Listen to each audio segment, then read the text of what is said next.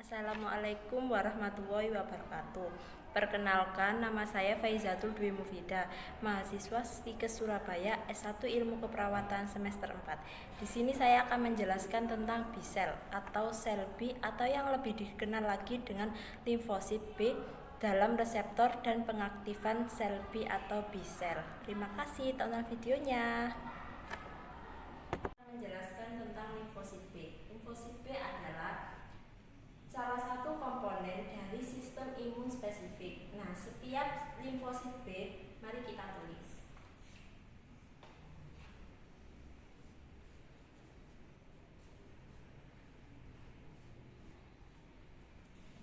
Masing-masing dia memiliki suatu reseptor untuk menangkap antigen. Nah, reseptor itu sendiri disebut sel B. Itu biasa disebut reseptor sel B. Dan kemudian ada di sel T yang biasa disebut RST atau reseptor sel T. Bisa kita tulis.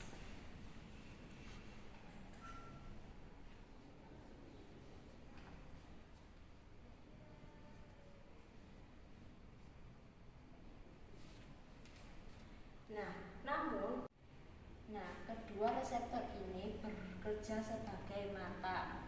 Namun mata hanya dapat melihat satu antigen saja. Berbeda dengan adanya makrofag. Namun makrofag di sini juga memiliki reseptor, namanya toll-like reseptor atau biasa ditulis TLR. Di sini TLR juga bekerja sebagai mata.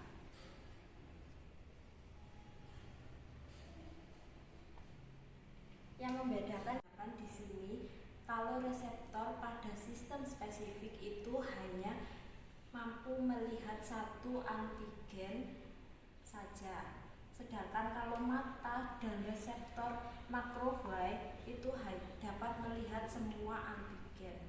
Sel B ini pada permukaan terdapat namanya reseptor sel B. Nah, meskipun di sini terdapat banyak reseptor, antigen yang cocok dengan reseptor satu ini, yang cuma satu yang sesuai dengan reseptor yang dimiliki sel B, berbeda dengan makrofag. Di sini bisa mengenali jenis antigen ini. Kenapa kira-kira?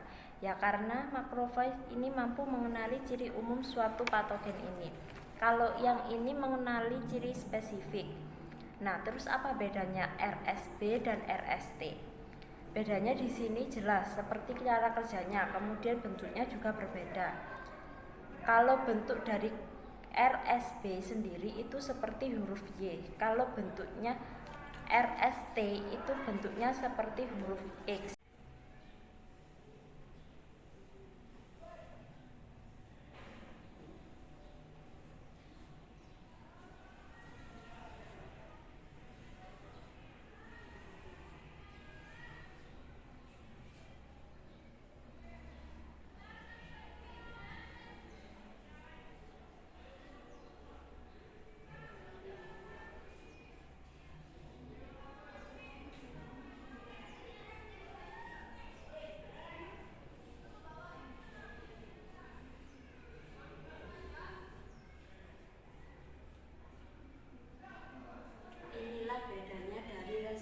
Sel B dan reseptor sel T.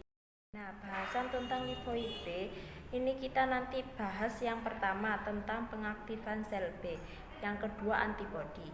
Yang pertama, pengaktifan sel B bisa dilakukan dengan dua cara, yaitu independent cell T dan dependent cell T. Independent cell T biasanya terjadi pada antigen polisakarida yang tanpa bantuan sel T, dan dependent cell T yang biasanya terjadi pada antigen protein yang harus dengan bantuan sel T. Nah, jadi kalau yang dependent cell T itu artinya ketika sel T naif yang belum diaktifkan, kemudian ada reseptor. Sedangkan dependent cell T itu biasanya terjadi pada protein. Jadi di sel itu harus ditangkap oleh sel T dulu. Sel T siapa yang menangkap antigen protein ini yaitu sel T helper. Jadi setelah sel T helper itu menangkap si protein ini yang akan meminta bantuan pada sel B, sehingga sel B nanti akan menjadi aktif sehingga dapat menyerang antigen protein ini.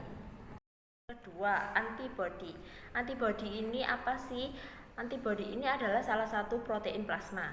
Nah, protein plasma ini akan ada banyak. Nah, biasanya kebanyakan diproduksi oleh hepar. Nah, kalau misal ini sampel darah, nah, antibodi ini ada 5 kelas, yaitu di sini ada yang namanya IgM, IgG, IgA, IgE, dan IgD. Jadi antibodi itu terdiri atas 2 rantai utama, yaitu yang besar ini biasa di atas, yaitu disebut sebagai Haefer chain. Kemudian yang satunya lagi yang kecil ini ada 2, yaitu biasa disebut line chain. Ini disebut dengan Haefer chain dan ini disebut dengan lead chain. Ini disebut dengan FAB.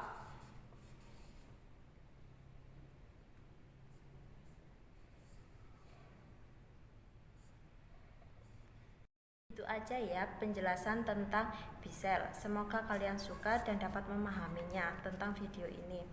Thank you for watching. Bye. Assalamualaikum warahmatullahi wabarakatuh.